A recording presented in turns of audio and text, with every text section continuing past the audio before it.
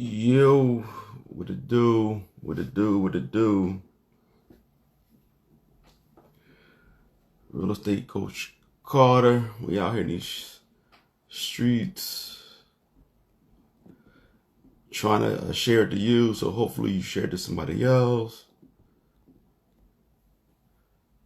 Right.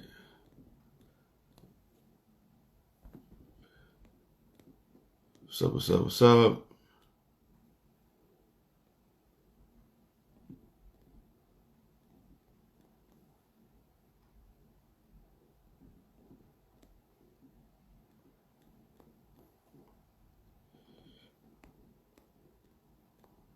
Everybody, I'm just everybody on this joint ski.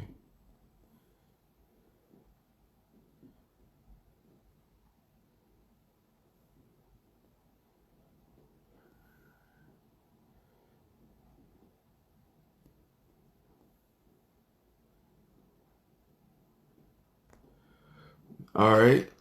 Sorry, everybody. I was just inviting a few people. Mecca be on all the joints, man. I gotta come down to Baltimore. 'Cause you be out and about, soaking up all the game. You know, good folks at by the hood, always. What's up, Jamal? How you feeling? All right, so we only a few minutes away. Pocky from Hood Estates is gonna be joining. Tell us about how to jump in this trucking industry. It's a kind of a follow up from the conversation we had the other day with my man TJ. Mother phone at. All right, about to jump right up on here. It's almost 9. Yeah, man. So hope everybody's already in this good rainy Friday. No happy hours. I might still have it. I got some doers down here. All right, I see you. I see you. I see you. All right, go. All right, coming now. What up? Yo, what's up, man? What's going on? What's going on? I feel like we already cousins, man. As much as I see you online. I know, right? Yeah, I hear you, man. How you been? I mean, it's been good, man. It's been good. So it's my wife back at work, so it's daddy daycare for me. I get like 2 hours a day to work. That's it. That's it. Woo. Like by the time she resting, then her going to work. And I got a 1-year-old and an 8-year-old, man. So Oh, what wow. the 1-year-old need that my attention all day long. My 8-year-old want my attention all day long, and so I get no rest, man. But fortunately, my crews have been still working on my projects slowly, Mm-hmm. but they're getting them done. They get them Right, done. right. They cost me money and interest, but they still moving forward. You That's know, what's up. Hey, man, a lot of people, uh, fortunately, you still got things going. A lot of people, during this time, they can't keep things going. So, that's a good thing. Us real estate guys, um, still holding on, right? listen, I've been telling realtors for a decade, get your rental portfolio up. Like use the realtor income to invest in your investments. Don't even use that as your real income. And Right. I saw a bunch of realtors. Oh man, COVID, the governor, they got to loosen things. You want to get back in these streets. You want to put yourself at risk for a $3,000 commission? Like, stop it, man. Stop. Yeah, you can't. Stop. You can't. You can't. Stop. Yeah, even me, obviously I know we're gonna talk trucking, but I'm at heart, we're real estate. This is what we do is real estate, right? But even me, during this time, and I'm all for leverage, you know what I'm saying, using credit and leveraging credit. But I swear, as soon as this thing hit, one of the best things, the best feelings I had to know that all of our properties are mortgage free. Like we don't have any mortgages, I love it. so Love it. it just felt good that, God forbid if the tenant couldn't pay, it's not like I owe somebody, a mortgage or something like that, or I got to figure this out. So that was one of the best things during this time, sort of really hit home to us how important it was to not have mortgages on all these properties. You know what I mean? Right. And so how my portfolio was. I'll have one property that's leveraged all the way up. I have another Mm-hmm. property that I pull my bread out, and then my Mm-hmm. third property free and clear. And it's like that's how I ended up by accident, but that's how it ended up playing out. And so now I got my free and Mm-hmm. clear joints, and let's, you know what's crazy? The one I got the biggest mortgage on has been giving me the most problems. I haven't gotten paid on that Wow. property since November. You know, so I had an eviction date scheduled for March 16th. And then Wow. COVID, they pushed the course back. But here's the thing, and it's Section 8, so I was abated for repairs. And because of COVID, Mm. they couldn't inspect. So, but now, just yesterday, they approved the repairs. So Section 8 gonna give me a check for their portion all the way back to November. Oh, So, wow. right. That's good. So, Hey, so you it's not gotta like I love gotta get Section 8. right. So now I'm not gonna get the tenant portion, but I'm gonna get the like so. The Section 8 portion is 1,100. So I'm gonna get Wow. a right, Wow. exactly. The That's a nice tenant check. right, the tenant portion is like 470, 480, something like that. So I'm Mm-hmm. not getting her portion, but I'm definitely Right. gonna go ahead and get that my couple dollars from Section 8. So that's gonna be a nice couple dollars. I'm excited about that, you know. Indeed. Indeed. I hear I you. need I it. hear you. So hey, so let me ask you this. So you live in Orlando, or are you from Orlando? We're from Miami. We lived in Miami Okay. all our lives, and we moved to Jacksonville in 2013 when we purchased Jacksonville, a okay. 170 unit hotel. So, and I'll tell a story a little bit, which will actually give an intro to the trucking a little bit. So back in 2013, I was doing a lot of tax deed stuff in Miami for a lot of investors, and it was getting very saturated. So we started to look for property in other places, and I came across a 170 unit hotel in Jacksonville, and I couldn't buy it myself. So just like a lot of our properties, we started with capital partners, which are basically you have somebody else that puts up the money, and you bring. I always talk about KTM, knowledge, time, money. So you need somebody with the knowledge, somebody with the time, and somebody with the money. So we came to the table really with the time. I had a little knowledge, not on hotels, but I had management, property management knowledge, and I had an investor who brought the money. So we end up getting this hotel, 170 units in Jacksonville, for $550,000. We won it at an auction.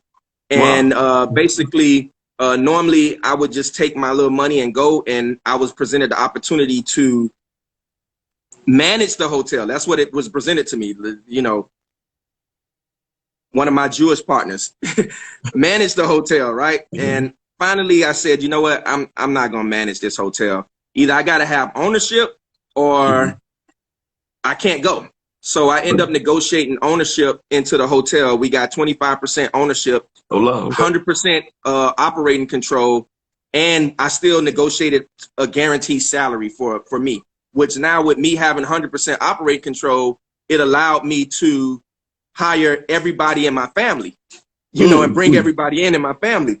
So, and I'm gonna bring this to the truck. So basically, we went up there and we started operating a hotel. And this type of hotel motel is like, it's not the Hilton, not the Marriott. It's one of those ones that you see coming off the side of the highway, but it's a big one, a corridor hotel, all units outside, right? Right. And being there, we ran into a lot of truck drivers because this was a hotel that a lot of truck drivers would stop at, and they would stay days, nights, weeks, or whatever the case is. So I would see a lot of them, and they would always tell me, you should get in the trucking game. But I was like, nah, I don't got time. I'm running a hotel.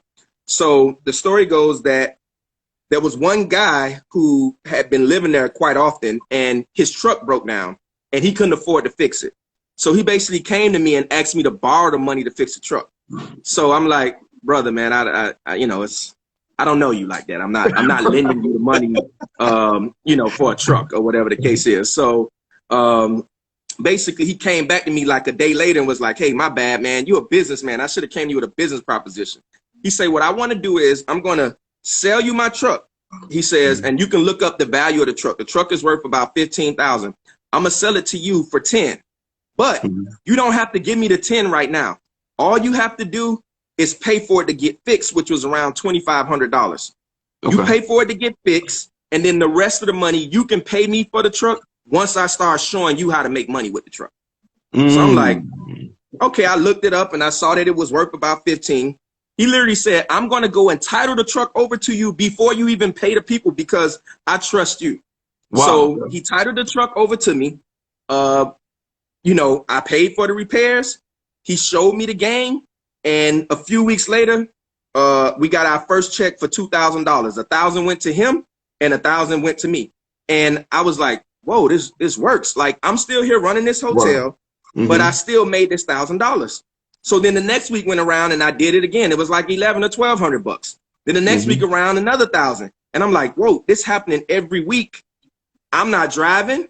I'm not dispatching. I'm not handling any of the day-to-day operation. I'm sitting here running this hotel, and all I know is he's gone. I'm going to be honest. At the time, I ain't had no GPS on the truck. I ain't know nothing about that. I ain't know where he was, what he was doing. All I know, he was out there. And every Friday, the first week we got a check, but after the first week, they direct deposited. Every Friday, Thursday, we would get what you call a settlement statement where we see how much money was there and where he went, the fuel he used and everything. But every Friday, that money would hit my account like clockwork.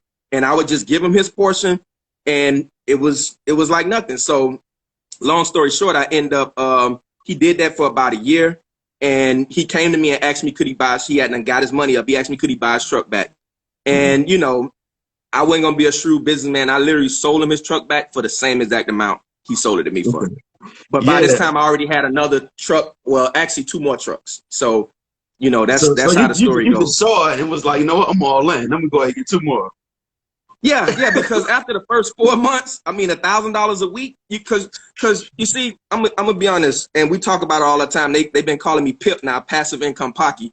But what I've learned is so I say this, growing up in our community, we're really rarely taught to save. That's first off. We never taught to save any money, right? But then those of us that are taught to save, we're really never taught to invest, right? And the other thing that we're always taught is that and it makes sense to an extent, but it's what we always taught. You got to get out here and work hard for your money, which you do. But it has programmed in our mind that the only way to make money is if I'm physically working for it. I had never understood the point of getting money that didn't require my time and all of my effort.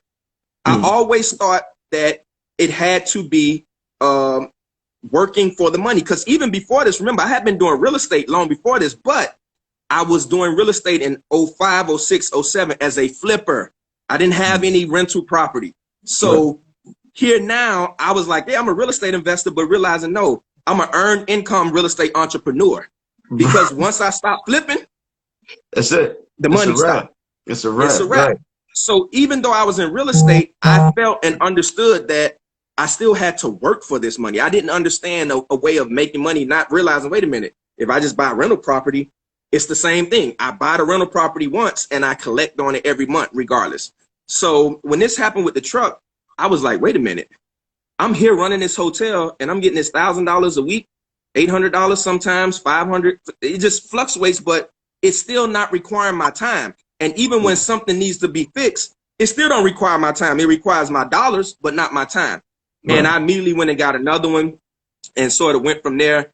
And, you know, the rest is sort of history. All right. So now you went to buy the trucks. So now what we always see is that, I'm gonna just go off of me, right? From my perception, like to get in the truck and you got to have a lot of money already put to the side, you know, to even get into the door to make money. And then you got to have money put to the side for the repairs. Like, is that about right?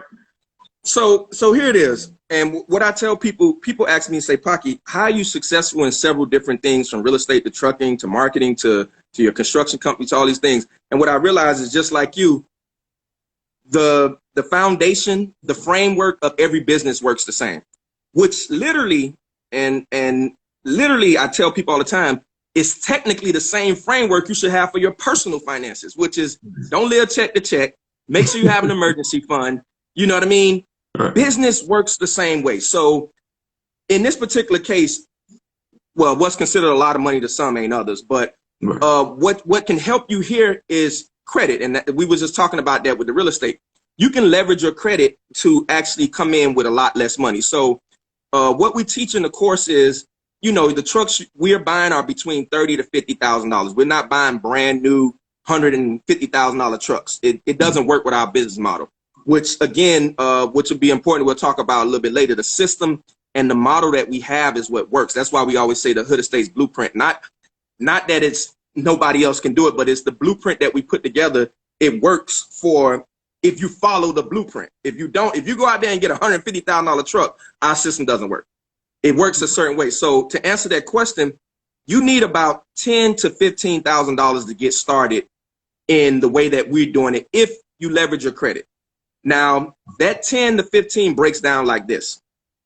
You can use probably between 5 to 7, maybe 10, depending on your credit, as a down payment. Right now, during this time, you know, lenders are tightening up a lot because of the COVID, but you might need a little bit more. But, you know, normally it's between 5 to 7 grand, depending on your credit, that you're going to need as a down payment. If you're doing it our method, the down payment and maybe the cost to acquire a driver, which would be putting ads on Craigslist and things like that. So you may come out another $500. It's possible that you don't need to get the tag and you don't need to get the insurance because it can be all covered through the 3PL, and we'll get into that in a minute, right? Okay. So that 7 to 10 is really to get you in. Now you might say, well, why you said 15? Because goes back to what you said.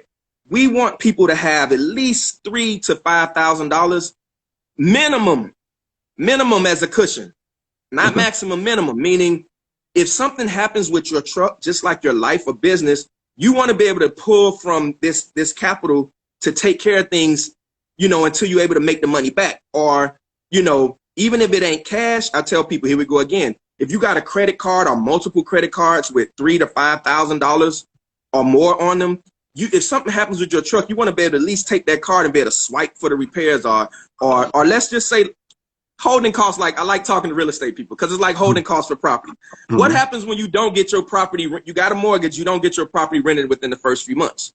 You got to pay for the mortgage. You might have to pay for the yard upkeep. You know, these things that to keep the property up until you start to get a tenant. So same thing. What happens if you buy your truck? You might have a driver and it doesn't work out the first week. So it takes you some time to get, you know, the driver and everything going. You want to be able to have enough money to pay that truck note. You know, if you got to park it somewhere and pay a parking fee, it's this. Listen, I'm gonna call you Coach Carter for everybody that don't know. This is Real Estate Coach Carter. If you're a Hood Estates fan, we on with Real Estate Coach Carter. Coach Carter, it's the same like real estate. It's the same. That's why it was so intriguing to me, because it was the same principle as buying a real estate property, investment property. So that I would say 10 to 15. Now I'll say this really quick. We've gotten, I don't like to toss this out here because, you know, IG, everything is, you know, IG. We've gotten a truck, and we know people that have gotten their truck with literally zero out of their pocket. Right. Now, I won't go deep into how that's possible. Not $0. It didn't cost them zero, but zero out of their pocket, meaning they leveraged their credit. And just really quick, they were able to use that credit card for the down payment, that credit card to handle those expenses. So out of their personal pocket, zero. Use the credit card to leverage the credit card. Use the credit to get the note, the truck loan. And now you allow the truck payment every week, the money you're making every week, to pay the truck note and to pay that card off. And now if you mess around and get one of those 0% interest credit cards for 15 months, you can really leverage that. And now it's like zero interest on yourself, or business credit, like I saw somebody put. So it's definitely possible to get going with 10 to 15. All right. So now this is why. So I'm saying, like a really good friend of mine's brother, he's a friend because one of my best friends' brother, right, in North Carolina. He got two trucks right now sitting in his yard that he had. He bought them to do some work, and the business he started, he didn't. And so now he's kind of stubborn. So he want to sell them, but he don't want to sell them for less than, you know, he doesn't want to lose any money. But either way, these trucks, they've been sitting there probably like 6 months already. These trucks, they just sitting there in his yard. You know, they probably just I don't know how long it takes for a truck to break down, but what I would do is I'm gonna ask him about those trucks, and then I'll go through the course myself, and I'll learn. Well, if we do a deal with those two trucks, I'm for sure. In fact, I'm gonna call you first and be like, look, these are the two trucks. Are these Right. even worth doing a deal at all? Like these are Right. the circumstances. But listen, these trucks, he bought them. He probably used them 8 times, 9 times, and Mm. they just sitting in his yard right So, now. so why? Like, what? I mean, what? You don't got to give me the details, but what happened? Like, why are they sitting? Cause he make enough money, he don't care. You know, he bought them and started Hey, a business. that's always nice. You know, he bought. Listen, he you know he builds. He has a regular, very good paying federal job, but he also Hmm. builds some houses, has some apartments. But he tries other stuff, businesses here or there. Some of them work, some Okay. don't. But it's all extra money. And so for him, Right. he bought these trucks. The business that he was doing didn't pan out, and so now he has them, and he does not want to take a loss. He'd rather hold on to them rather than take the loss of what he paid. We was Right. prepping like, listen, cut your losses. But now I'm glad he didn't, because I might be able to go to him with a whole other angle, and how we all get paid. Once we run through this course. That's why I was really intriguing. Because my thing is, I want to make other money, but I don't know how much. I don't want to put a lot of effort into that money right now. I'm really interested in expanding my real estate business. I don't know if you've been Right. following, but I bought. Yeah, of course. I got a house in Durham. I'm renovating. I saw that. I saw that. And my And wife's dad was from Durham. So when I say, hey, look, he got a property over there where your daddy from. So yeah, yeah, yeah. definitely. Listen, then I just bought 3 more lots in another city in Winston-Salem, and I started on those last Friday. I got to meet the architect next week to get those, Hmm. and then I got 3 different parcels I'm looking at. One of them was 20 acres, one of them 50 acres, and one of them was 27 acres. And so I'm looking to put one of those 3 into contract. So my energy and effort right now is really going into developing, right? Right. And I have a lot of ideas and a lot of opportunities come my way, but they all take my time, and I'm not interested in anything that takes that away right Right. now. So I'm glad you said that. So let me explain this part. Well, first, go back a little bit. Tell your friend, yeah, he got to get them trucks moving, because not only he's losing on opportunity costs. One of the things about these heavy duty pieces of equipment, these semi trucks, if they sit too long, and when I say too long, sometimes 2 weeks is too long without moving, they start having problems that wasn't there before, just from them sitting. So he needs to do that. But I understand probably what he was doing was that's why a lot of people don't get into trucking, because the other method requires a lot more time, is more responsibility, it's a lot more on you. Remember, the reason I even did this was because, wait a minute, I'm running, even though I had ownership, I'm 100% controller operating this 170 unit hotel that's pretty much 24/7 going. I didn't even say we lived at the hotel. We didn't have a place. We decided to live in the hotel, me and my family. So it's always something. So I knew right then I couldn't be bogged down on a new business that I had to handle day-to-day type of operations. So that's why we got into it. So to really answer the question, doing it our method, I've seen, we say it averages takes around 15 to 45 days to get up and going. However, like always, I've seen people do it in less than 10 days, but that's rare cases when sort of everything just aligned perfectly. But in an imperfect world, 15 to 45 days, I'll just say average 30 days to get up and going, right? But here's the beautiful part. Once it's up and going, it is passive. It is passive to an extent that, as you see, I'm always on the go every month. Somebody asked me about my truck, one of my trucks the other day, and they was like, yeah, what about that truck? I say, man, I haven't seen that truck in 2 years. What do you mean I haven't physically seen the truck in 2 years? Oh, well, what about the driver? In fact, so I posted up, and I got to check on him. Hopefully he's doing better. I posted the other day that my driver sent me a text about a week ago saying that unfortunately he had COVID and he had to quarantine for 14 days. So it's a little funny because I was telling my mom, and my mom was like, oh, well, you make sure you stay away from that driver. Don't you go around him, because, I don't want you getting sick. And I laughed because I didn't realize until I say, Mom, wait a minute. Not that I don't even see him. I never even met him. Wow. She was like, what? I say, I never met the last 2 drivers that I have. I've never physically laid eyes on them. Like, I got the driver's license as a copy, for my records, but I couldn't tell you what they look like.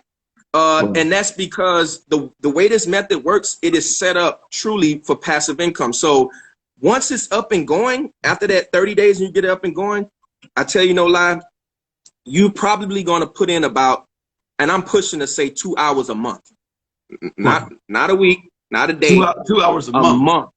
A month. I like that. And I'm gonna tell you how it's going to go. This is what your 2 hours are going to go to. Everything is going smooth. On a Thursday, you're going to get an email from the 3PL with a statement, right? A settlement statement showing how many miles, how much fuel, any tolls, any deduction is going to have a net profit at the bottom, $2,000. Okay, you're going to look at that on Thursday. It's probably going to take you 5-10 minutes, right? On Friday morning, that money hits your account. You're going to then transfer the driver's 50%, because that's what we do, 50-50. But the driver's portion, you're going to transfer that to him, via Zelle, Cash App, whatever accounting setup you have. That's going to take you another 5-10 minutes. Right. You're literally not going to do anything else until you get a call and say, hey, it's time for an oil change, or it's time, or a tire blew, or a mechanical problem. Now, even when you get that call, and I've done this plenty of times while I've been here in Orlando, I vacation a lot in Orlando, but I get the call and it's, hey, the pump, whatever the case is. Okay, take it to the shop and call me once they know exactly what it is. You get a call maybe 2 hours later, 3 hours later. Hey, it's this. It's going to cost $700, $500, $800, $2,000. You never know. Right. This is what it is. And guess what? There's nothing I can do whether I was there or not, because I'm not a mechanic. I don't know what I'm doing. Just like real estate. You get that call, my man, something happened with the AC unit. I think I seen a post you put up some while ago about one of your ACs that was messing up. There's nothing you're not an AC repair guy. There's nothing you could physically do about that. Right. Now, if you want to go to the property to give comfort to the tenant, but I don't even do that at my properties, but you could. But in this case, you can't go to where the truck is. You can't fix the AC. So you call an AC company, and what they do, hey, this is what's wrong. You need a new handler. Okay, it's going to be $800. Okay, how you going to pay for it? Oh, here's my card. Right? Same thing with the truck. The truck broke down, needs, a tire blow or whatever. Hey, and even with that, I'll be honest, once you sign up with the 3PL, imagine the 3PL being like your management company that has that can take care of the expense for you and then bill you later. So even because people ask me, well, what happens if 1 or 2 o'clock in the morning, they blow a tire or something happens? You getting calls 1 or 2 in the morning? Well, no, I'm not. First off, I tell all my drivers, always text me first. Unless the truck is burning down, always text me, because you might not get me. But if it's after hours, there's no point. Don't even call me. Call the 3PL. They will cut you what's called a COM data check, where you can use that, or they will pay for it. And then they will now let me know, hey, we paid for this tire that got blown, that had to be replaced last night. So do you want to pay us back, or do you want us to take it out of the settlement? They will take it out of the settlement. And you get good with some 3PLs, like the one I'm with now. They not only they will take it out of the settlement, they will break it down in payments if I want, with no interest. So, so saying all that to say that basically you yourself can't do anything. So the most you're going to get is that call. Hey, Coach Carter, this is the problem with the truck. Okay, take it to the shop. They call you. Yeah, this is the problem. Okay, how much it is blah, blah, blah, blah, blah. Okay, like anything, if you want to do some research, you can even talk to your driver. Hey, how much does that part normally cost? And what, if you just want to make sure you're not getting duped. But once you know the cost, it's just, okay, here's my card. And you put that sucker on the credit. Now, that's a whole nother lesson, but you put that sucker on the credit card and you learn how to float that bill, and then you get in the points, and you take the points, and now you use the points for travel, and that's a whole nother life for a whole other time. But you know the game. I'm going to tell you this, man. I've been watching between Asia Denson and like here in Philly, my man Doug Dad and my man Rika States. Everybody with these American Express. I was like, you know what? Let me go and get one of them, man. Let me go. I was like, yeah, the American Express on point. I got about 3 of them joints.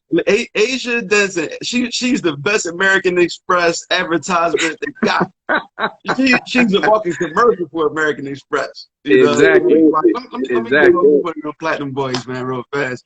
And listen, I will say, that monthly, that yearly expense. I was like, oh, but the benefits, I'm like, you know what? I'm glad it's worth every bit of that $600 a year they charge you for to have it. Oh yeah. You know, all the Oh yeah. insurance. Oh yeah. So now, so you figured the system out to where you only got to work 2 hours. So you spend say $15,000. You only got to work 2 hours a month, but you could net around $1,000 a week. But out of that $1,000, you put some bread to the side. What I did like also your comparison to the rentals. What I do is my company, but I don't manage my own properties. The company that I work for is another manager because I don't even want the tenants to talk to me whatsoever. Like my tenants. Right. Right. And so, like, listen, if it's 500 or below, just put in a statement. Don't even call me. If the repair 500 or below is not, I don't need the aggravation right now. I read the statement when it comes. You know. There you go. There you go. Like, same. I mean, I know my Yeah, house. you can do the same thing with the trucks. Yeah, like you can do that same thing with the trucks. If you know, now let me say this. Nothing against drivers. Don't give no car to no driver. Yeah, not the driver, right? But what you can do is you can allow what they call advances, and again, you can talk to your 3PL, and they will allow up to a certain amount as a comp for them to use for certain things or whatever the case is. But the reason I like you said that is because if you're starting to see, it's no different from running your managing your real estate property. It's just, you know, with the truck, you probably may have more repairs than you would on a property that you rehab, but it's essentially the same way. Now, there's something else you said I wanted to touch on is about what you net. So like you said, you're netting, and people say, well, $1,000 a week. I thought you could make more. Yes, you can make a little bit more. You can make a little bit less. You don't know exactly what it's going to be every week because remember, it's based on the mileage that he's driving or the loads that he do, right? But what we do is, this is our formula. And listen, let me take a break real quick to say this. Y'all getting so many gems tonight because this is stuff that we normally don't even go into. So do me a favor, take that arrow down there before I tell y'all. Take that arrow down there and send this live out to 10 people. Send this live out to 10 people now. Do that before I break down this particular part that I was just about to say. Send that out to 10 people and stay on this live, because at the end, for Real Estate Coach Carter bringing us on, we got a special for y'all. We're going to give y'all a special discount on all of the courses, the 1.0, the 2.0, or the bundle. So stay to the end to be able to get that discount. Or if you just got to go, just in case, DM us the word Coach Carter. Coach Carter, those two words, Coach Carter, and we'll send you the discount to get 30% off of any of the courses. But send this live out to 5 or 10 people right now before we drop this gem. Hey, yeah, I appreciate that. And so listen, and before you continue, man, I want to say this. The whole purpose of me starting to do these interviews, you know, is my intent is not to build a podcast. What I noticed right now, I put a question out a couple weeks ago in response to the violence in my city. And it's like, okay, what can we, it's a lot of people out here putting in real work that has long-term effects, right? But what can we do right now to curb some of the violence? And it was like crickets, it was nothing. But from my experience of, you know, being in the hood, working in public housing, you know, knowing people in the streets, it really comes from survival mode, right? People are putting themselves in a position just to eat. So all right, let me share some information. Let me share job opportunities or investment opportunities that people wouldn't know about, and let's try to go ahead and get some people to work, even if it's $100 a day, $200 a day. Now they don't have to hit that lick they was about to hit. You know, they don't have to put themselves in compromising situations. It's like, okay, let's get people jobs. And today actually hit me. I decided, I was going to do a video. I didn't announce it yet. So y'all getting it first again. So what I decided to do, it was a cat here in Philly, man. His name is Michiho. Michiho Michi. 215, right? So he's a Instagram comedian. He was Okay. going very far. You know, his name was Mr. Thousand Jobs. What he would do Okay. in his sketches, he would just show up in Wendy's uniform and just start working. It was all he had the camera follow him around. Next thing he's like the manager. He wouldn't have no idea who he was. Next thing you know, he on fries. You know, he working right. Wow. He did that. You know, that was his like his comedy centerpiece. He would just show up like Dunkin' Donuts. Everywhere was somewhere different. And the manager had no Right. idea who he is, he just started working, right? So his thing was Mm-hmm. like Mr. Thousand Jobs. So the day, but he was murdered last week. The comedian, 25 years old, right? Internet Wow. comedian. Like who kills a comedian, right? Right. And so it's not like and so he's internet comedian. So I'm like, you know what? In honor of Andre, I never knew, bro. Never met Right. him. I have no relationship with him. But what I decided to do, in honor of Michiho, I'm gonna get 1,000 people jobs in the city of Philadelphia. Like one way or another, like we gonna That's work what's on up, getting man. 1,000 people some income. So like That's what's up. that's like today I decided I'm gonna do that. I'm gonna do the announcement, and like what we do, like even all my subcontractors are like, listen, you work for me, you gotta take one of the young boys, put them on your staff. You Yeah. know, Yeah. like even Yeah. my demo dude, I was like, listen, I know you normally pay this, but look, I'm gonna pay you this extra. Take one of these young boys with you. You know, give him the Right. $100 a day. You to work with you on your demo crew, right? So anybody, all of my subs, they gotta take somebody. Period. Right. And Right. so That's now, what's up. and then I'm gonna make all these phone calls like, yo, who hire? And I got somebody that do, you know, I'm gonna reach out. I'm pulling on everybody I know. Like we getting 1,000 people jobs. You know, I don't know how long it's gonna take, but like that's my goal right now to get 1,000, especially people with a felony, especially because they the hardest ones, man. And so a man Yeah. TJ that I brought on here, I was the conversation with the other day. So he worked for waste management, right? And I didn't Okay. realize that a lot of these companies will pay for your CDL. And Mm-hmm. he said it's a driver shortage, so they don't care about felonies. So I'm like, okay, we can start there. Let's start getting some people some free CDL. Let's start putting them in some Right. truck. And then what he also told me was interesting is because of the legalized marijuana, like the DOT are ramping up Mm-hmm. how many drivers Right. they tested. He said they, like his company and their company memo, they expect 300,000 people to be laid off and fired if they test for testing positive for marijuana. And Wow. so I'm like, Wow. man, that's opportunity. So we know Yeah. that we got up to 300,000 job openings. All right, y'all, listen, we need you to stop smoking weed. We need you to keep your license good, you know, and Right. then we Right. could go ahead and get you in there. If you don't want Right. to stop smoking weed, I can't help you with that. I mean, we could Right. find something else for you. Maybe driving is not your thing, but Right. there's local stuff and there's long distance. So like I said, we like you heard it here tonight first. We getting 1,000 people There we jobs. go, We can man. try to do it this year. That's That's what's cool up. right now. So, That's what's up. Hey, if anything we can do on our end in Hood Estates, man, let us know. We would love to help out however we can. Rest in peace to that young man. Like you said, a lot of this stuff is happening. Me and Trapper talk all the time. Yeah, it's what we say is, and it's sad that people are starving, right? They're not hungry. You know, you say, man, we hungry out here now. People starving. There's a big difference.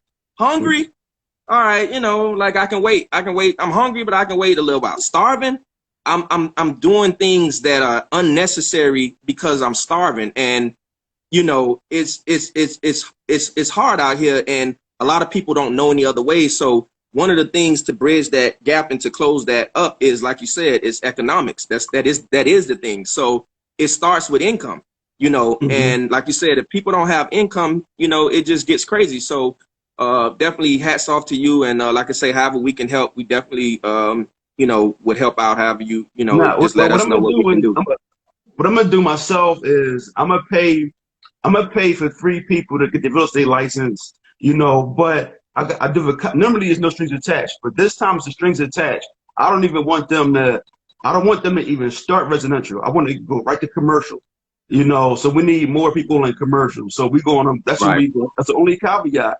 Learn commercial first. If you do residential, cool, but start with commercial. Don't get stuck in residential. Start with commercial, right? And then there's that. So actually, I'm thinking about, as I'm talking to you, maybe I put together a scholarship fund for some of these cats to take the Hood of Stage course, right? And maybe get them to raise some bread, and maybe I'll put a couple dollars up, and if that's what it takes, because other cats got good credit. Hey man, listen, listen. Anybody you bringing through that scholarship fund, you let us know. We'll get them the course. I will give them the course. All right, yeah, I'll give them the course. We're gonna bring them through. We're gonna raise some funds. We're gonna put some bread with them and get them. Even if it's like 4 of them, if they gotta make $200 a week a piece for them to see it's possible. Like, listen, this is y'all. This is y'all truck. This is y'all business. I don't want nothing back. I want you to do shit information to the next person and just moving on. So that's what we're on right now. We gotta, we gotta change this whole narrative, man. Plus, right now in Philly, they calling Philly. I don't even say this publicly right now because my prices be going up. But they calling Philly Silicon Valley, right? Not Silicon. They call it Silicon because there's so many biotech businesses coming to Philly. Like we got 2 million square feet being built right now in University City. They call it the Innovation Zone, and all it is, it's all biotechnology. They're doing cellular research and it's silicon. All those companies coming here in Philly, and so that's going to create a whole another world right now. It's going to be like Seattle in a minute. Seattle's got we got biology, and so now. But my thing is, we got a lot of entrepreneurs. But if we don't have people employed to support your business, then your business is going to fail. So we gotta help these employees so they can support the entrepreneurs. And then once people get on stable ground, like, all right, y'all good? Okay, now we can take some of y'all, stay in school. We're going to get you on a science path, get you in a science door and learn about getting to that business next, right? And so that's here now. But it's not Seattle. It's not as big as that yet. This is the very beginning. It's the ground floor, so that we can groom some people to jump in there, so we won't be totally locked up, right? So these are the things that we got to do right now. Well, here's another, Jim, and I know we'll get back to trucking in a minute, but I wanted to say this for any of the guys out there or ladies that may have had a felon or whatever like this. Here's a way, and I don't know all of the laws and rules in Philly. I know Florida is a certain way, but a great way to get into real estate and to get in, and that it doesn't require much. And it depends on how you're doing it, because I know some states you have to have a realtor license to be a property manager. But what happens is, not as a property manager, but you can. So, for instance, you own property, I own property. I can have you help me manage my property without you being a realtor, because you're not getting a commission. I'm paying you to help assist me. But the reality of it is you're doing all of the work. So, and the reason this is important is because people like you and myself, we don't have the time to be in there. But, and this is for my men. I say men because I know it get rough out in these streets sometimes. Trust me, my cousins, myself, I put plenty of people on property management because you know why? They from the streets, so they able to go into the hood and manage these properties, because who knows better than you? This is where you're from. This is your street. This is your hood. Now, what that is, it just requires, again, nowadays, we're not collecting cash like that, but the reality of it is there's still issues. You still need to check on the property. If something's going on, somebody needs to make sure things done. And like you say, pick up a little trade. You don't have to be a plumber. You don't got to be an electrician. But if you can do some basic things, because these property needs this. So now you got little apartment buildings and these properties in the hood that we all buying up. And now you work for me, and now I can pay you to manage this property. And also construction management, project management. Now, again, not the one you need a license for, but I'm my own GC on my own property. I now need somebody to do something as simple as go to this property every day and make sure the things on this list are getting done by the contractors. You get what I'm saying? And report to me. These little things, especially when you're dealing with out-of-town investors, is very key for us. So these are ways that I know personally, some of my people I know that's from the hood that might not been able to, get certain license and things because of their background. Who knows the hood better than us? You do. So, and you can be an asset to that investor. because now you know the hood, you know those people. Hey man, nah, this P, this is property over here, man. Nah, this my people over here. So you bringing an asset to me just by you knowing the hood and this your area. So now you able to do that, and you build up as a property manager, quote unquote, until you able to get the license or whatever the case is. And I know people that have managed 100+ doors with no property management license. Right. At one point, you get what I'm saying? I know some because I knew the hood, and I'll be honest, this is what got me into it. A lot of the Jewish investors, they was buying, and they couldn't manage these properties, so they wanted me to manage them because people look like me. So I would go to the hood and collect and deal with the people because I could relate, and that's what they used me for, and they paid me. But that's what got us to the hotel was, you know what? Wait a minute. I've been doing this for quite some time. I know the game now. You can't keep paying me to do this. I need ownership. And that's eventually what you do, even as that person that's doing that property management. Eventually you get to the point where you say, don't give me this monthly fee or monthly salary because I can't get a commission. You know, pay me in equity. Give me 5% ownership or 10% ownership of the property, and I'm going to manage it for free. I'm going to handle my part. Give me 10% ownership. So out of the rent, I'm an owner now. And when we sell, or give me 5%, and when we sell, I get 10% of the profit of the sale. This is ways that you get in without, you know, having any money and having any prior experience. Because now, guess what? I'm sure if anybody, Coach Carter, I know you can train a person to do some property management in the hood. You're going to tell them what to look for. Guess what? You give them the bat line. So tenants ain't calling you, they calling them directly. You tell them what to say, and they only for the first few months, they gonna be calling you, hey coach, the tenant just call and say this, what I do, oh, this is how you handle it. But after a few months, they gonna know how to handle it. And now they get the call, and that's exactly what I did with my cousin. Now my cousin manages 250 doors. Sheesh. Our properties and other investor properties included, and I'm not even involved in the management. In fact, it's his management company now, and he gives me a piece of it. You know what I'm saying? So, I'm gonna tell you, we'll get back to the truck, but I wanted to say that, you know. One of the things, the hardest, this is sound crazy, the most difficult part I ever had about training people on a property management piece is a manager not sleeping with the tenants. That's the biggest part about it. That is the most, because they will not stop. It don't matter what I say, what goes down. That's one thing. The low-hanging fruit.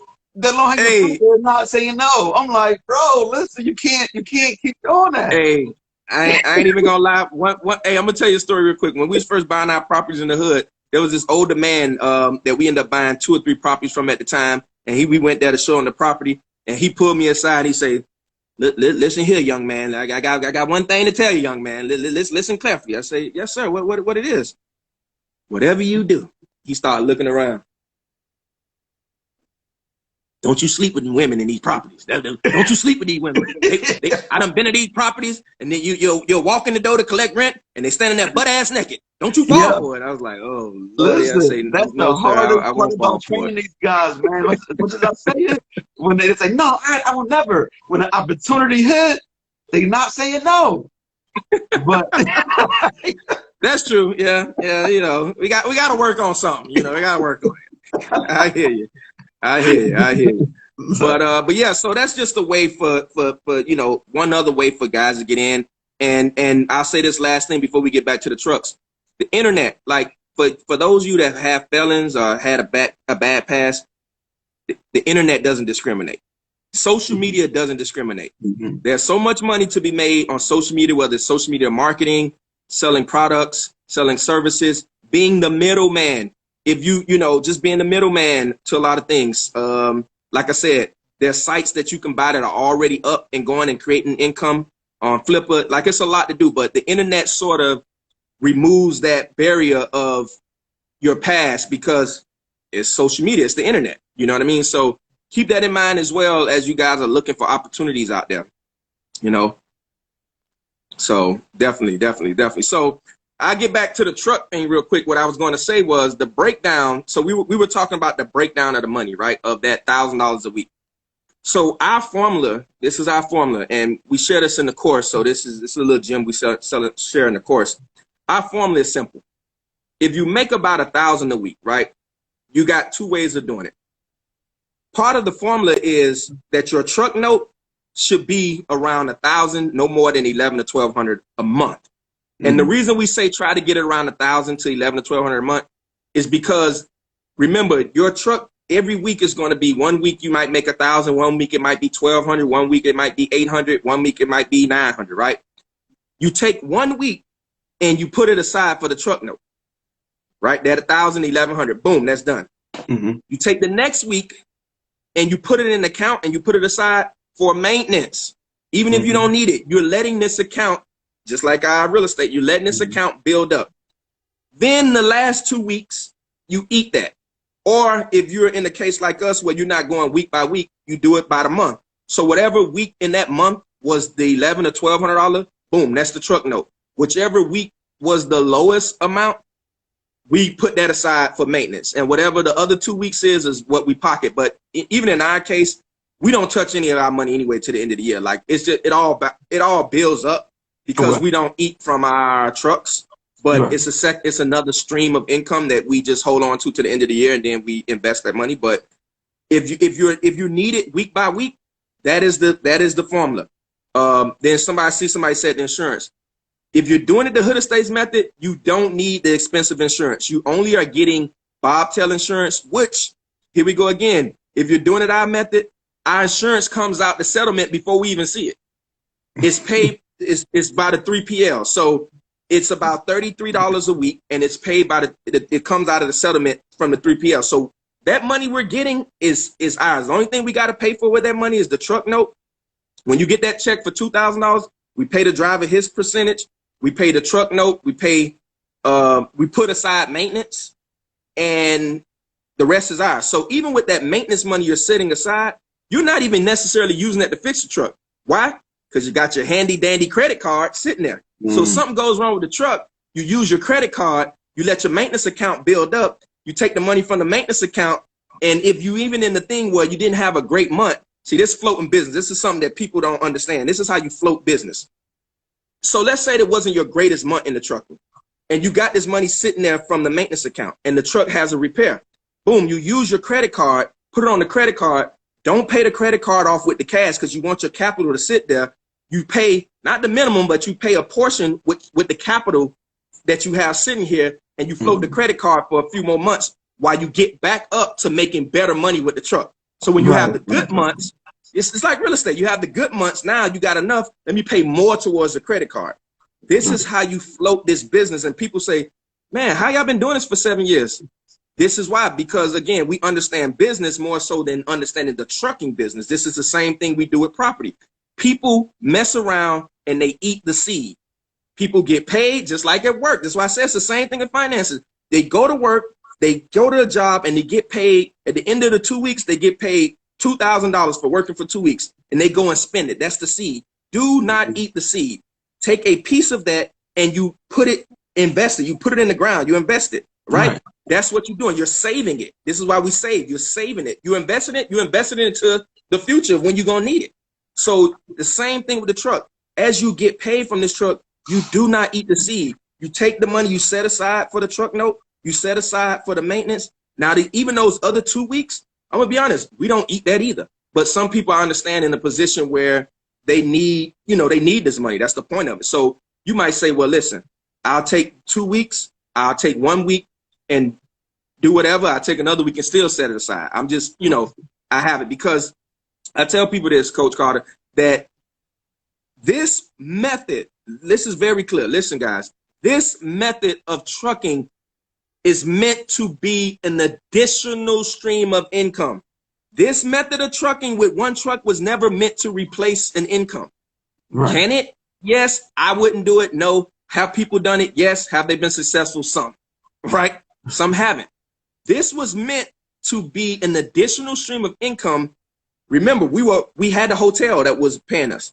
When I started teaching this to people, I originally went to real estate guys like yourself who had real estate already, and they was like, wait a minute, another stream of income that I can get passive income from? Right. This was never meant to replace people's job with one truck. Now, if you get 2 or 3 trucks, you might say, okay, one truck, I'll replace my job. The other truck, I'll do the other way. But This is not, because doing it this method, if you did your math real quick, what the numbers we just said, you're only averaging netting about $25,000 a year.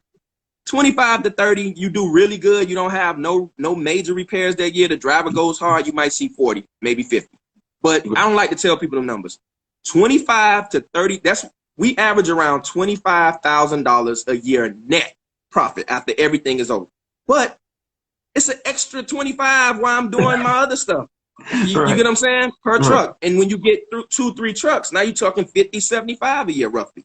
And it goes down a little because you might have more downtime, but this ain't meant to be, this is to get rich quick in the trucking game. No, it's not. This is not that by no means at all.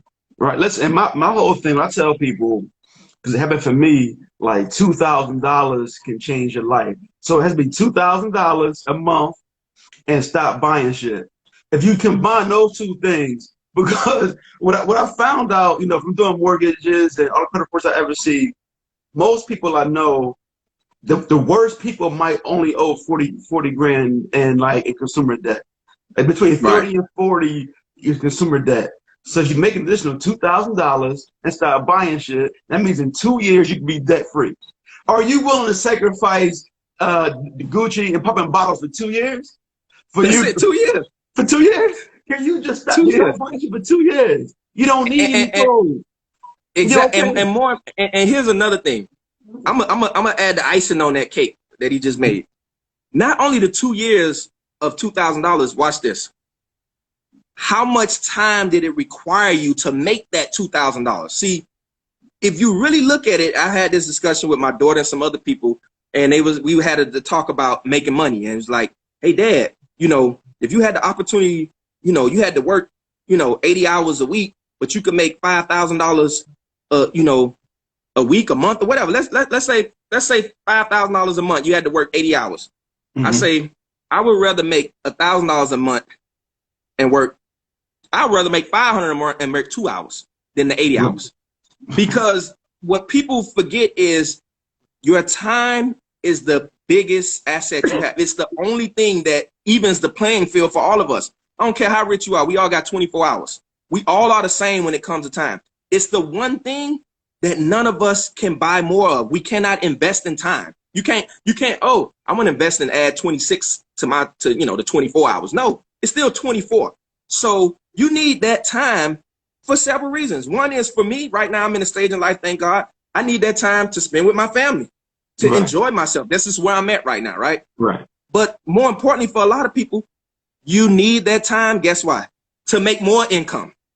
You see, if you stuck working on one source and that's the only thing you're doing, you never put yourself in the position to get more sources of income, other streams of income that will now stack upon this. So give me the 25 with 2 hours a week. You know why? Because now I can go and start this vending business, or I can go and do more real estate, or I can go and start trading and work on learning stocks and doing whatever, or scale and get another truck. It's the time that's the most important thing to us. And again, being around certain people, I learned quick. Like, wait a minute, it's the time. It's not about them. But a lot of times, it's like you said, because a lot of us are living above our means. We out, as soon as we get a raise, what we do, we go get a Benz. As soon as we get a raise, we go and get a bigger house. No, that's it. Get that money working for you. Get that money working for you, and then let those assets pay for those things. My cousin asked me, "Hey, cuz, I see you got a Benz. How did you do that? What was the down payment?" I say, "Listen, no, I didn't do that. I say I took the money that I was gonna buy the Benz with, and I went and brought an investment property." And the funny thing is, like, yeah, which property? The one that you live in, because he's staying in one of my properties, right? He say, "So wait a minute, I pay you rent every month." I say, "Yeah, you pay for the Benz out there. You pay for that." He like, "What?" I say, "Yeah." He like, "Man," I say, "That's exactly how we did it. Instead of going to buy this Benz, I went and bought this property and let that rent money, you pay the note on that Benz." That's it. That's it. And so, so right now, I started on my stock journey maybe like 3 months ago. And what I show people, like, the compound interest calculator. And when I say like, okay, if you put this $50 a week for this 15 years and you had like 108, like, wait a minute. So I'm spending, so the $50,000 you spent, that could have been going towards your interest. So the next 10, 15 years, you could really be up. Instead of 15 years from now, you still ain't got nothing because you wouldn't want to put that couple dollars away. And then it'll change. We got to change the relationship with money.